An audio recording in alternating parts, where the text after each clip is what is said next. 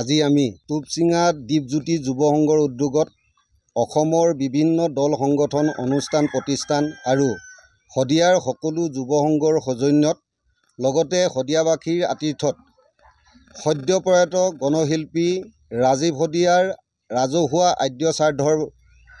মূল দিন হিচাপে অহা 9 ফেব্ৰুৱাৰী দিনটো ধাৰ্য কৰা হৈছে। ৰাজহুৱা আদ্য শ্ৰাদ্ধৰ উদযাপন সমিতি দ্বীপজ্যোতি যুৱ সংঘ টুপচিঙা আৰু গণশিল্পী ৰাজীৱ শদিয়াৰ তেখেতৰ পৰিয়ালৰ হৈ সকলোৱে সমবেত হৈছোঁ আৰু সমগ্ৰ অসমবাসীক সমগ্ৰ শদিয়াবাসীক সকলো দল সংগঠন অনুষ্ঠান প্ৰতিষ্ঠান যুৱ সংঘ সকলোলৈকে আমি এই সংবাদমেলৰ যোগেদি আপোনালোকক অহা 9 ফেব্ৰুৱাৰী তাৰিখে আমাৰ গণশিল্পী ৰাজীৱ শদিয়াৰ আদ্য শ্ৰাদ্ধৰ যি অনুষ্ঠান এই অনুষ্ঠানত সকলোকে অংশগ্ৰহণ কৰিবৰ বাবে আমি পৰিয়ালৰ হৈ আয়োজক সমিতিৰ হৈ আৰু যুৱ সংঘৰ হৈ অসমবাসীৰ হৈ শদিয়াবাসীৰ হৈ আপোনালোকক সকলোৰে কৰজোৰে আমন্ত্ৰণ জনাইছোঁ। আমি আশা ৰাখিছোঁ আপোনালোকে সকলোৱে দল মত জাতি ধৰ্ম বৰ্ণ নিৰ্বিশেষে জাতীয় আমাৰ গণশিল্পীগৰাকীৰ আদ্য শ্ৰাদ্ধত সকলোৱে উপস্থিত থাকিব। আপোনালোকৰ উপস্থিতিয়ে আমাৰ জাতিপ্ৰেমী যি স্বদেশৰ বাবে গান গোৱা গণশিল্পী ৰাজীৱ শদিয়াৰ তেখেতৰ আদ্য শ্ৰাদ্ধখন সাফল্যমণ্ডিত হ'ব আৰু লগতে আমাৰ ঘৰৰ পৰিয়ালেও এই কথাষাৰ সকলো ৰাইজলৈ আবেদন কৰিব বিচাৰিছে। অলপ পাছতে আমাৰ ঘৰৰ মানুহেও ক'ব, কিন্তু আমি সমগ্ৰ শদিয়াবাসী হৈ উদযাপন সমিতি হৈ সকলোলৈ কৰজোৰে প্ৰাৰ্থনা কৰি উক্ত আদ্য শ্ৰাদ্ধখনৰ সকলোকে উপস্থিত থাকিবৰ বাবে আমি বিনম্ৰতাৰে অনুৰোধ জনাইছোঁ আৰু যিসকল সদাশয় ব্যক্তিয়ে বা অনুষ্ঠানে ৰাজীৱ শদিয়াৰ সকলো কাম কাজত সহায় সহযোগিতা আগবঢ়াব বিচাৰে তেখেতলোকক সকলোকে অহা 6 তাৰিখৰ ভিতৰত আহি তেখেতক সহায় সহযোগ আগবঢ়াবৰ বাবে আমি অনুৰোধ জনাইছোঁ। আপোনালোকে সকলোৱে জ্ঞাত আমি পৰিয়ালবৰ্গৰ ফালৰ পৰা প্ৰথমে সকলোকে আমি ধন্যবাদ আৰু কৃতজ্ঞতা জ্ঞাপন কৰিছোঁ সকলো অসমবাসী ৰাইজক লগতে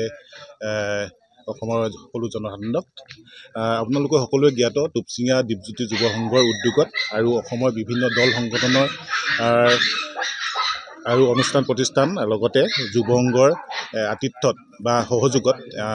টুপচিঙা গাঁৱত শদিয়াৰ টুপচিঙা গাঁৱত ৰাজীৱ শদিয়াৰ নিজা বাসগৃহত শদিয়াৰ টুপচিঙা গাঁৱৰ ৰাজীৱ শদিয়াৰ নিজা বাসগৃহত ৰাজহুৱা আদ্য শ্ৰাদ্ধখন আয়োজন কৰা হৈছে আৰু এই ৰাজহুৱা আদ্য শ্ৰাদ্ধখনৰ লগতে আমাৰ পৰিয়ালৰ মাংগলিক কাৰ্যসমূহো ৰাজহুৱা আদ্য শ্ৰাদ্ধখনৰ লগতে অনুষ্ঠিত হ'ব।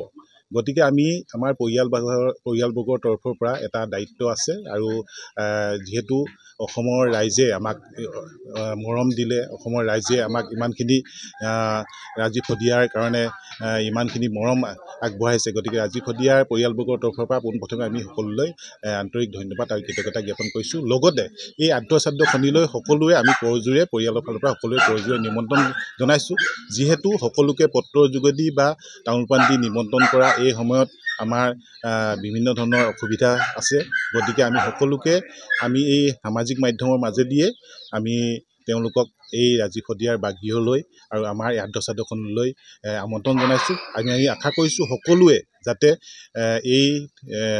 9 তাৰিখৰ 9 ফেব্ৰুৱাৰী দিনটোত 26 মাঘ 9 ফেব্ৰুৱাৰী দিনটোত টুপচিঙা গাঁৱৰ আমাৰ ৰাজীৱ শদিয়াৰ বাসগৃহলৈ আমাৰ ঘৰলৈ আহে আৰু আমাৰ এই পৰিয়ালটিক ভৱিষ্যত জীৱনৰ কাৰণে এটা সাহস দি থৈ যায় আৰু এই অনুষ্ঠানটি সাফল্যমণ্ডিত কৰাত যাতে সকলোৱে সহায় সহযোগ কৰে। আৰু লগতে আৰু এটা কথা কৈছোঁ,